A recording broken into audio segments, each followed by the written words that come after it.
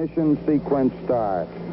6, 5, 4, 3, 2, 1, 0. All engine running. Liftoff. We have a liftoff. We hear a lot these days about rideshare missions. The recent SpaceX Transporter 6 mission carried 114 payloads into orbit. But each of those payloads needed a way to reach its assigned orbit. Impulse Space Propulsion is a Space 2.0 company providing those last-mile space payload delivery capabilities. And my guest today is Barry Matsumori, the Chief Operating Officer of Impulse Space. Barry, welcome to the program. How are you doing? Doing very well, thanks.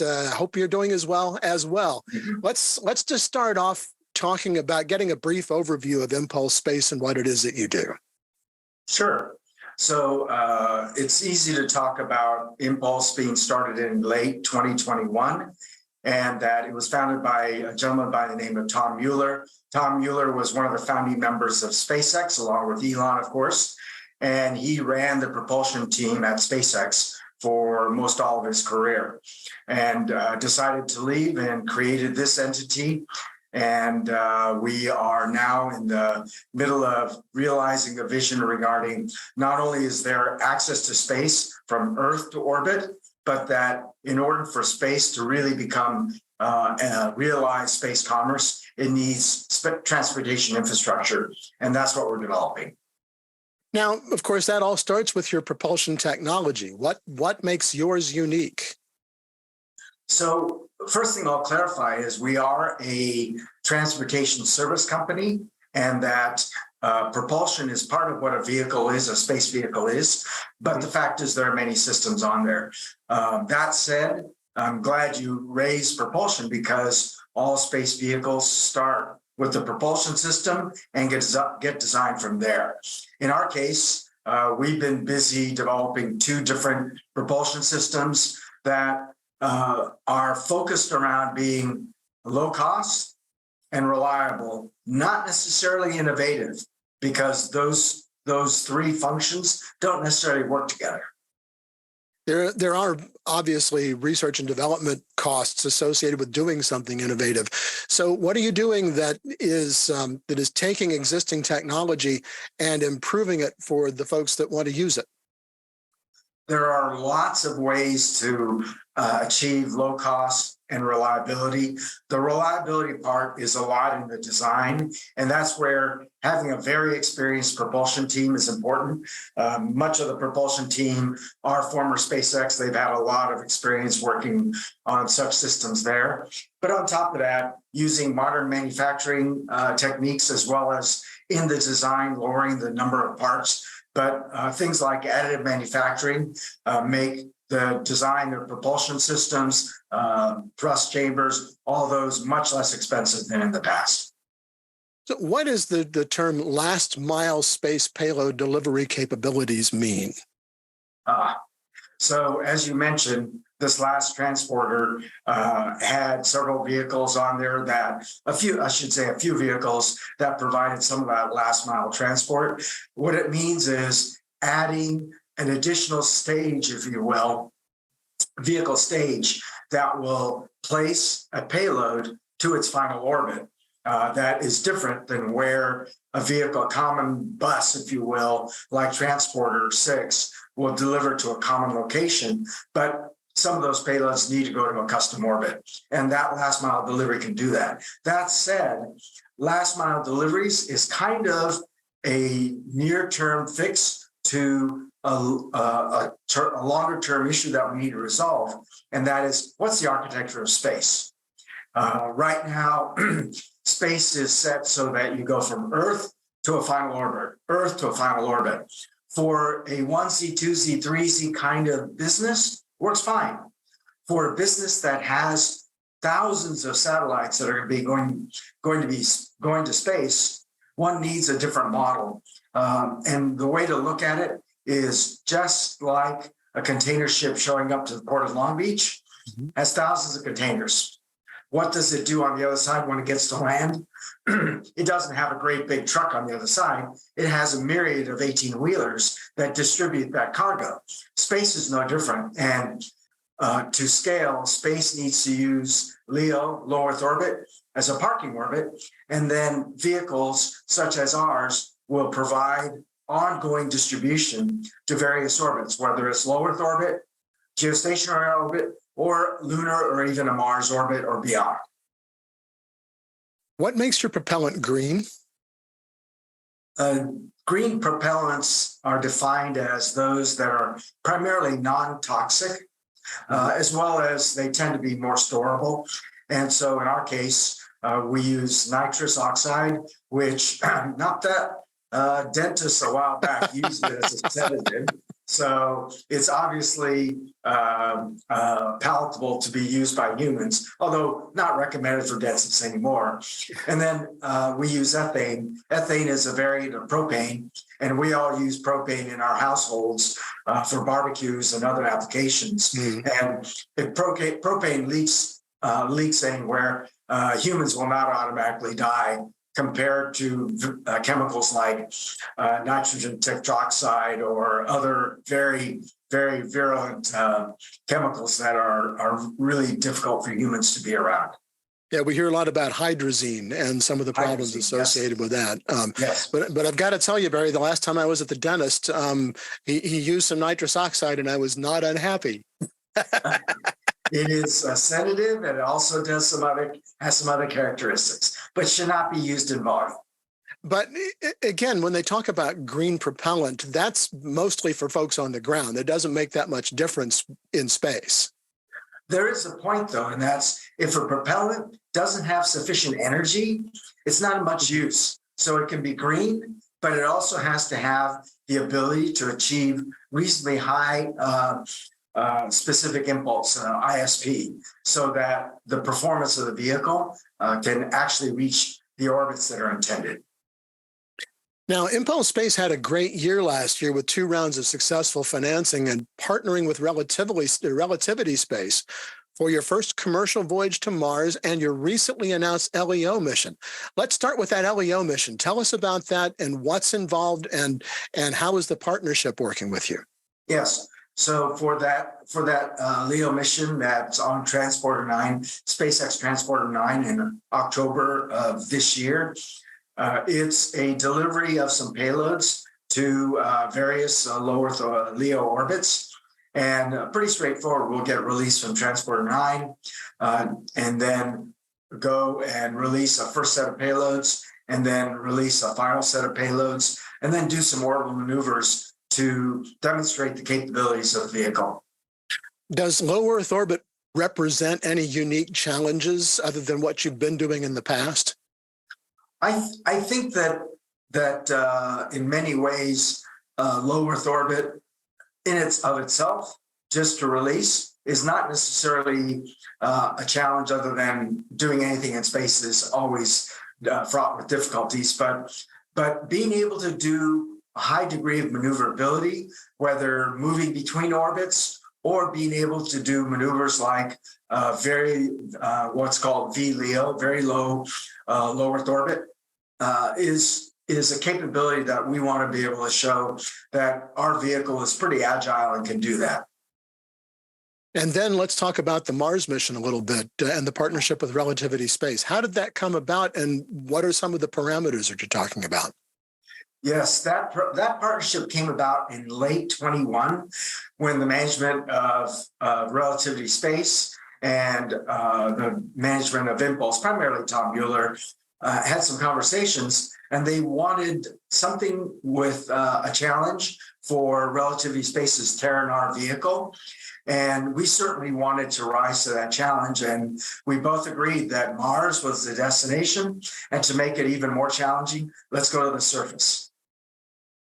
And so what do you have any outline for what the mission is going to hope to accomplish at that point? Is it just a landing? What are you looking at to do in that mission?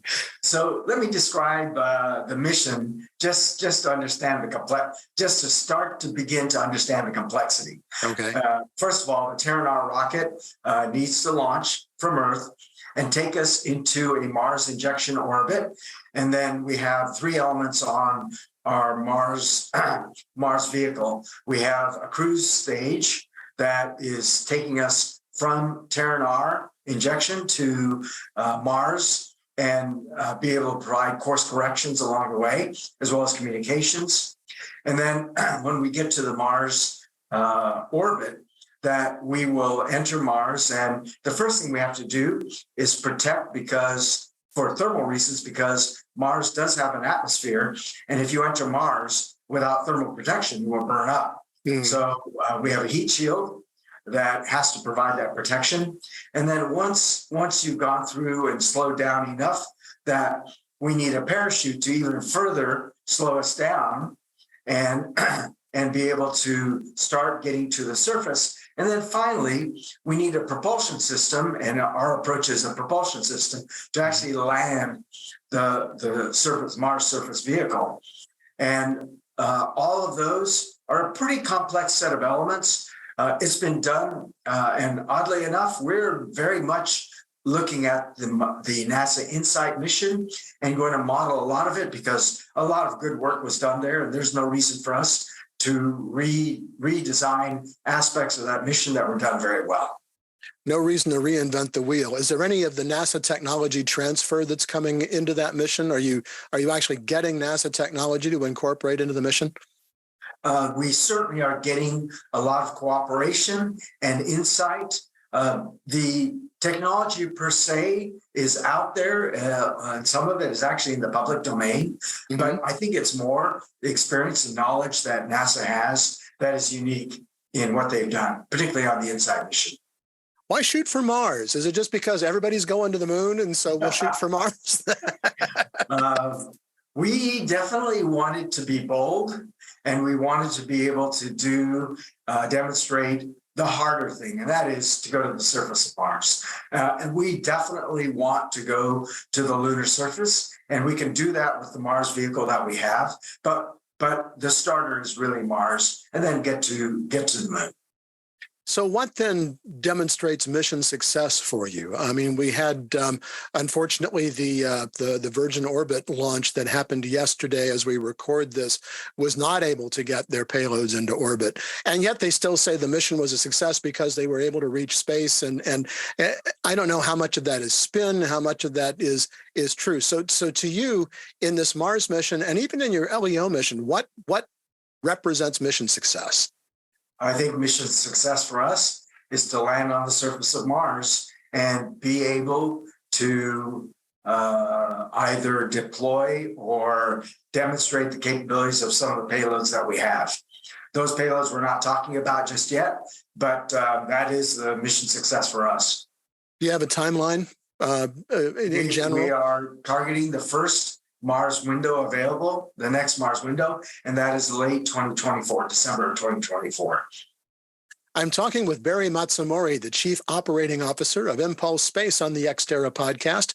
Take a moment right now to click subscribe to be sure you don't miss any of our podcasts, or if you're watching on YouTube, any of the videos from Ex Terra, the Journal of Space Commerce. Barry, you're quite experienced in Space 2.0 and high-tech startups, so give us a little bit about your background. Great. Yes, yeah, you're right. I have been around for a while, but I've been some of us are. A lot of us are a little long in the tooth, so don't worry about that. But hopefully, I've been learning along the way. I've been fortunate to be part of two pretty significant companies. I'm an early Qualcomm employee in San Diego, and joined them back in 1993 when they weren't even the cell phone business yet. So that was great. And then along the way, I also got recruited to join SpaceX in 2011. And back then, we had just done a demonstration mission of Falcon 9, but really SpaceX was not the famous company that it is now. And so being able to be part of the team that grows SpaceX into becoming something very special, including seeing the first landing of a first stage, it's an honor to have been part of both companies. And I'm hoping that we can do the same with Impulse, that we make it a very significant contributor to space. Who else is on the team there? Oh, at Impulse Space, lots of folks that have been former SpaceX. The propulsion team that I mentioned earlier, very experienced, very knowledgeable. Most of them are from prior SpaceX, as well as other leads in the company. What has that done? That's allowed us to take some of the best elements of what we know, the experience that we gained, the focus on execution, and the focus on being able to make a reliable product. All of that came out of our combined experience at SpaceX. Now, you've had a pretty successful year in fundraising, and these are not really the best times probably to be doing a lot of fundraising. Do you think that the good times are over for fundraising in the foreseeable future for the space startups, or is that money going to be there for folks who have a dream? I think, as we all know, that the investment market certainly has changed in the last 6 months, and that reflects what's happening in the overall economy. But all good companies will continue to be funded. All good business plans, good ideas will continue to get support. The difference is probably in the funding amounts and the valuations. But will these companies continue through this phase? I think so. And I actually consider all of it healthy so that the best companies survive and really make space special. And we find out who those companies are in this process. Are you anticipating a round of, for instance, buyouts of companies that show promise but are perhaps having a hard time becoming profitable? Will those kinds of consolidations happen, or do you think some of these companies will just fall out and go by the wayside as a natural evolution? It's going to be a combination of the above. If one looks at, for example, the number of launch companies that are out there, and I don't know what metric you use, but it's over 100 companies. The likelihood that all will survive is pretty low. The transferability of some of the technologies between companies may be limited, so there may be some integrations of companies, but I suspect that there'll also be many companies that go by the wayside. So we'll see what happens, but it's no different than in any other industries, whether it's software as a service or any of the other tech sectors, that sometimes there's consolidations and other times there's simply companies that will not be part of the surviving number of companies. You know, your company, and this just kind of occurs to me as we chat here, but your company deals in that last mile delivery, and there's a lot of talk these days about servicing spacecraft on orbit. What are the kind of the synergies between the last mile delivery and how you get things there, and then having something else come up and dock and service a spacecraft on orbit? It's a great question, and it really addresses where is space going. Again, I talked about this model of traditionally Earth to orbit over and over again. Mm-hmm. That is really not scalable for a large-scale business, and that treating LEO as a parking orbit and having a complement of launch vehicles that go to LEO and drop off their payloads, and then reuse the second stage, because one of the goals is the lowest cost per kilogram to a LEO orbit. And then the other part is the lowest cost per delivery from a LEO orbit, a parking orbit, to a final destination. That combination allows space commerce to grow. And so servicing is part of it. Is the more one reuses either a satellite or a vehicle, the more the cost per delivery, whatever metric one wants to use, goes down, and hence the viability of space commerce goes up and the profitability goes up. So whether it's in space manufacturing of various materials or products or pharmaceutical types, or even things like commercial space stations for either payloads or humans, all of that needs to take into account the versatility that we see on Earth. We need the same versatility in space. So to kind of answer your question, yeah, in space servicing is just a part of what has to have viability, but it also has to have metrics around cost efficiency. You mentioned space stations, which brings to mind something else. I'm thinking about your last mile delivery, and there's going to be a lot of automation for something to go into orbit and then go and rendezvous with something like a space station. Is that more of what again? And let's talk about the synergies between what it is that you're doing and those kinds of resupply missions, for lack of a better word, to one of the many commercial space stations that are on the drawing boards right now. Yes, the process for berthing or docking that's been done on ISS, International Space Station.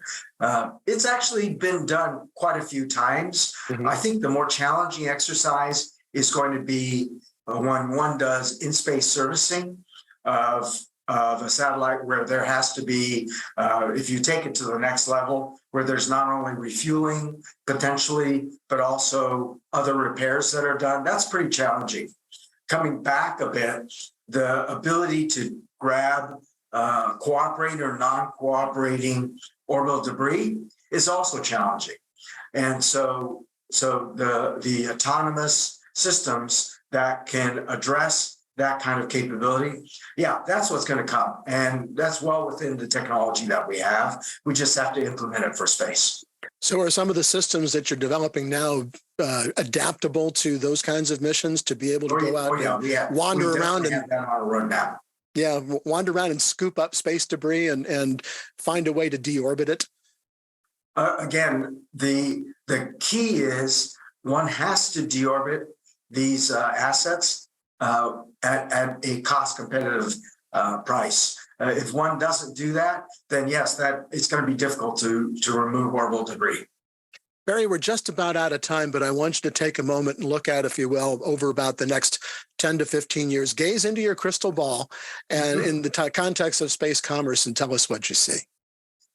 It's a great question. I love this question. I talked about orbital debris, and I think orbital debris is not necessarily a 10 to 15 year thing. I think it's actually well within the next few years that we can do that. There are several companies that are addressing it, and we definitely want to do that. Though the other one that's really interesting is the notion of agility in space. Right now, the traditional notion is a satellite goes into an orbit and basically stays in that orbit until it decays or it's able to raise itself in its orbit. But what if, in fact, that asset is agile? So right now, over the Ukraine, if you have a communications transponder, it's worth a lot of money compared to a transponder over some other place on Earth.